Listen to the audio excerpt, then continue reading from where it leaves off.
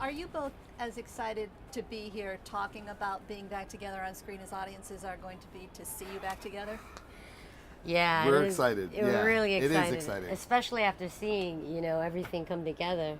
I mean, Justin did such an amazing job under all that pressure, and with just with the way the machine works today, I'm just in awe at how quickly, and how fast the Fast franchise feature film 6 came together. I mean, come on, think about it. From its inception. That's true. Like, no finished script. Like, it was pretty damn amazing, the feat.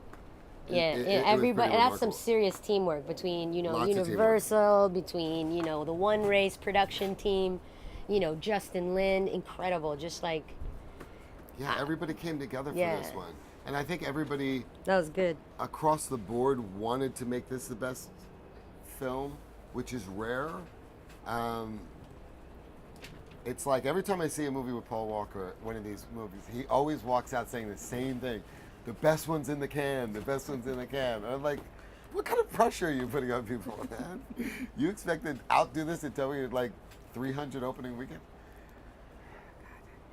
But it's a good kind of pressure because they're also saying they want to reach for keep reaching higher and higher, which is a good place to be as an artist. And especially a good place to be when you're a part of something like this.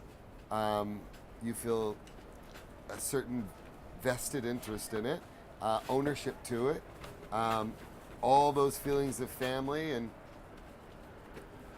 it's a good feeling to be standing before Big Ben. Because of the amount of importance you and Justin and everyone involved put on the story and the action being out of story, not just for action's sake, can you talk about the size and scale of this film? It's huge. It's huge. The size and scale is huge. And one of the things that I think Justin didn't want to be held back with too much reality on this. I think on this one, on the 6th one, I think he wanted to take off the training wheels and just go as crazy as he can go and use that imagination to the fullest. And I think it shows in this. What grounds this, the irony is, what grounds this movie is that heart.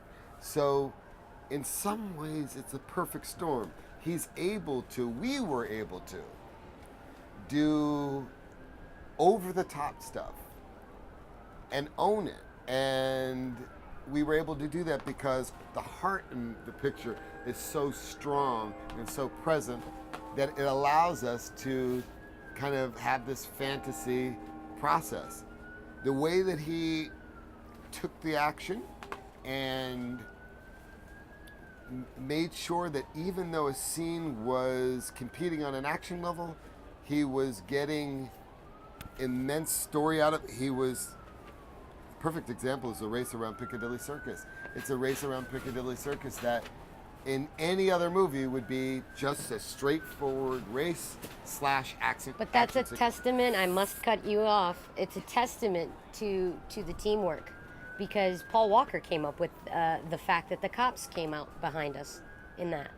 And that's everyone contributes. Great that's testament to the influence that that the actors have and the openness that there was, at least receptivity to whatever works.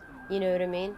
So there's definitely a lot of dialogue between the actors. For me specifically, as a girl, it's always the dialogue, because I guess the boys a lot of the time don't know how strong women would talk. It's not necessarily like I want to beat you up, kind of thing.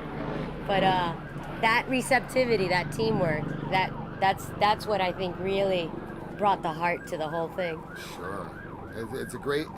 You really get the sense of a team working together to try to knock something out of the park. Michelle, you have a couple scenes in this movie that people are going to be talking about for, I think, decades. We've talked about the Letty Riley fight and what went into that. Oh, that's awesome.